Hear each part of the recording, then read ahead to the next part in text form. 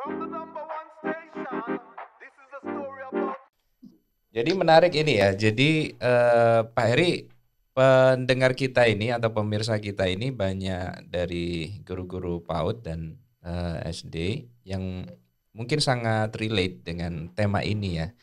Tadi Pak Heri bilang bahwa secara mandiri mereka itu lebih sadar untuk belajar gitu ya.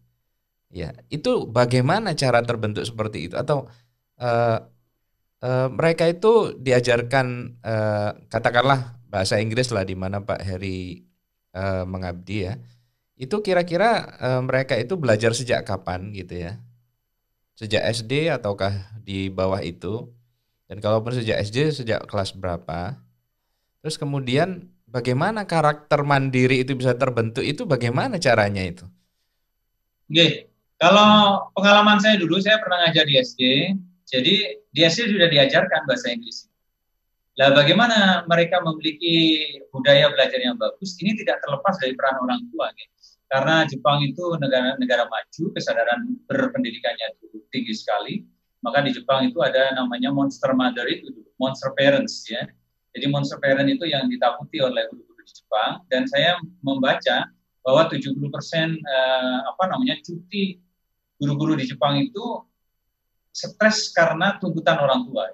Kalau di Indonesia tidak terlalu banyak tuntutan orang tua itu ya, apalagi di daerah-daerah di pedesaan dan lain sebagainya. Anaknya mau sekolah saja sudah. Alhamdulillah. Dan bagaimana budaya ini bisa berkembang? Ini budaya ini disemaikan di sekolah. Ketika di SD di Jepang itu, saya terkejut pada tahun 2012 dulu itu. Jadi anak SD itu sudah presentasi dia pakai iPad gitu ya. Kemudian dia presentasi. Dia presentasinya itu harus pakai bahasa Inggris. Jadi apa yang akan dia lakukan besok di kemudian hari. Kemudian ada satu siswa itu yang saya masih ingat, itu ada di buku saya. Bagaimana seorang siswa itu berkata bahwa dia akan menciptakan sebuah handphone di mana handphone itu akan bisa dia gunakan, akan bisa digunakan oleh masyarakat dunia untuk melakukan kontak dengan makhluk luar angkasa, contohnya alien dan lain sebagainya. Ya. Nah itu di presentasinya itu ada di presentasi gitu ya. Nah, kenapa mereka memiliki memiliki kemampuan yang demikian hebatnya dalam tanda kutip dibandingkan kita? Karena apa? Karena memang pola pembelajarannya itu student center gitu ya. Jadi siswa itu dikembangkan kemampuannya itu, rasa ingin tahunya, kasmaran belajarnya itu dikembangkan. Dengan apa? Dengan instrumen-instrumen, dengan dengan prompting kalau dalam bahasa teknis di pendidikan itu, dengan stimulus-stimulus yang kalau hari ini kita kenal di Indonesia itu higher order thinking skill. Jadi pembelajaran HOTS itu ya. Jadi saya melihat di sana sudah sekian tahun yang lalu, ya. Jadi kemampuan komunikasi, kolaborasi itu sudah ditanamkan dan kita ini baru-baru akhir-akhir ini mengadopsi 4C itu ya. Jadi ada critical thinking, ada kolaboratif, ada komunikatif, satunya ada yaitu ya, yang satu ini Pak. Tapi itu pengalaman saya sudah dapatkan ketika saya mengajar di SMP, SMA, ketika di Jepang, gitu ya. Dan itu memiliki manfaat yang luar biasa bagi saya ketika pada akhir-akhir ini kita mengembangkan kemampuan berpikir tingkat tinggi itu atau kecakapan abad 21. Jadi ini prosesnya sangat panjang ya. Jadi budaya ini terbentuk tidak hanya dari sekolah tapi dari rumah. Nah itulah yang kemudian ini sedang dikembangkan di Indonesia, bagaimana budaya belajar itu bisa berkesinambungan tidak hanya di sekolah tetapi di rumah juga ya. Pola hubungan ini yang masih kita kembangkan, bagaimana pola hubungan tripartit ini ya, atau tricentrite, ada sekolah, ada pemerintah, ada orang tua. Dan selama ini pola hubungan itu hanya terbatas pada pemerintah dan sekolah. Kalaupun sama orang tua lebih banyak pada hal-hal yang sifatnya finansial, iuran ini, iuran itu, dan pendidikan kepengasuhan dan lain sebagainya itu tidak banyak dilakukan oleh sekolah-sekolah kita selama ini. Oleh karena itu sekarang mindsetnya itu sudah diubah sedemikian rupa sehingga pola hubungan sinergis antara ketiga bagian ini itu harus menjadi bagian terpenting dari pendidikan kita. Begitu Pak Nanang dan Pak Cep. 9.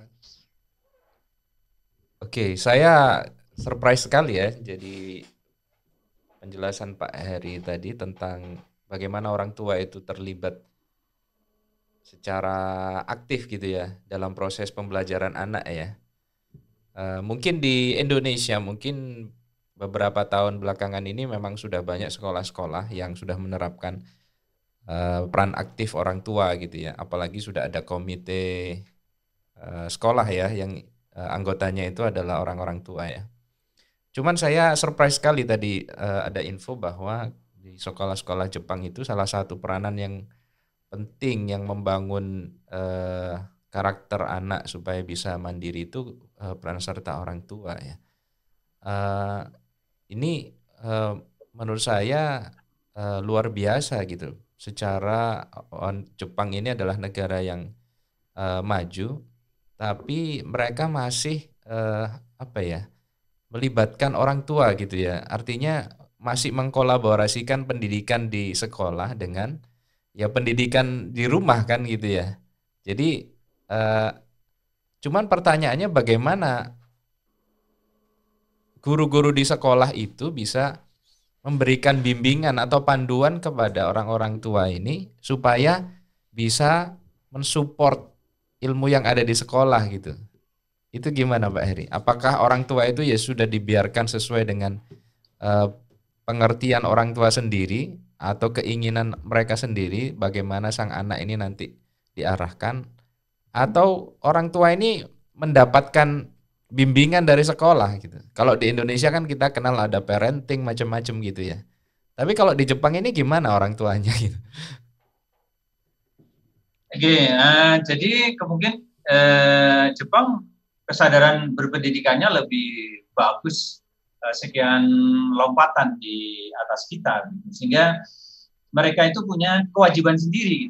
Jadi kewajiban sendiri bagaimana anak-anaknya ini bisa sukses di sekolah. Tapi kalau di Indonesia kan sebagian besar itu menyerahkan sepenuhnya pada sekolah. Ya, jadi anak ditaruh di sekolah itu hitam putihnya ya diserahkan sekolah. Bahkan yang lebih konyol lagi, ada orang-orang yang pasrah bongkok lah dalam tanda kutip istilahnya itu, dia membayar berapa pun juga agar anaknya bisa melakukan ini, melakukan itu, menguasai ini, menguasai itu dan seterusnya. Dan itulah yang membedakan antara negara maju dengan negara yang berkembang, di mana negara maju pendidikan itu menjadi sangat penting. Pengalaman saya di Korea juga tidak berbeda jauh dengan di Jepang, karena kalau ditelisik memang pendidikan di Korea itu mengadopsi Jepang mulai dari bangunannya dan seterusnya itu ya, jadi semuanya. Dan mereka juga memiliki concern yang sama terkait dengan pendidikan. Jadi pendidikan itu bagi orang Korea itu nomor satu. Anaknya itu harus nomor satu dalam tanda kutip. Jadi peran orang tua itu sangat besar sekali. Sehingga orang tua itu memiliki kewajiban ya untuk memastikan bahwa anaknya itu dilayani dengan baik di sekolah. Demikian juga dengan orang tua di Jepang. Dulu ketika saya tahun 2012 itu lagi marah-marahnya kasus monster parents. Jadi monster parent itu pada saat itu orang tua itu menuntut bahwa buku teks itu harus berwarna. Jadi gambar-gambarnya harus berwarna. Kemudian sekolah harus menyediakan jemputan dan seterusnya. Jadi anak itu diberi tuntutan-tuntutan tertentu oleh orang tua untuk memastikan bahwa layanan di sekolah itu benar-benar itu maksimal, sehingga mereka tidak rugi sebagai warga negara menggunakan layanan pendidikan yang disediakan oleh negaranya. Nah, ini yang mungkin yang harus kita banyak belajar dari sana. Demikian juga di Korea. Jadi Korea itu yang berkuasa di bidang pendidikan itu adalah orang tuanya. Sama juga dengan Jepang. Jadi ketika orang tua itu menelpon sekolah, itu bencana bagi sekolah. Termasuk juga di Jepang dulu saya. Jadi bencana bagi sekolah. Kenapa? Pasti ada suatu hal yang tidak benar di sana. Nah, itulah tuntutan-tuntutan itu yang semestinya itu sudah berkembang di Indonesia, sehingga guru itu tidak berada pada kondisi status quo. Dia nyaman-nyaman saja, ya, nyaman-nyaman saja, karena selama ini tidak ada protes dari orang tua, ya. Gitu Apapun ya. yang diajarkan dan seterusnya itu tidak ada protes dan sebagainya, ya. Tidak ada Oleh karena protes itu, karena orang tua tidak tahu gitu ya. tidak tahu. Tapi kalau di Jepang, di Korea, setiap semesternya itu dia pasti buka kelas, orang tuanya diundang, Ya, disuruh open class masuk ya. kelasnya, kemudian disuruh melihat bagaimana guru-guru itu mengajar. Kalau mereka tidak puas, maka mereka boleh melakukan melakukan protes-protes, ya, kritik-kritik yang sifatnya membangun, sehingga nanti ada perubahan yang sangat signifikan dalam proses belajar bagi anak. Itu mungkin Pak Anang yang membedakan. Ya. Jadi memang orang tua punya kesadaran juga ya. Jadi yang itu kesadaran itu pada akhirnya membuat sang anak itu juga mereka menjadi lebih mendapatkan support gitu ya dalam proses pembelajarannya. Nah, ini saya juga mengundang ya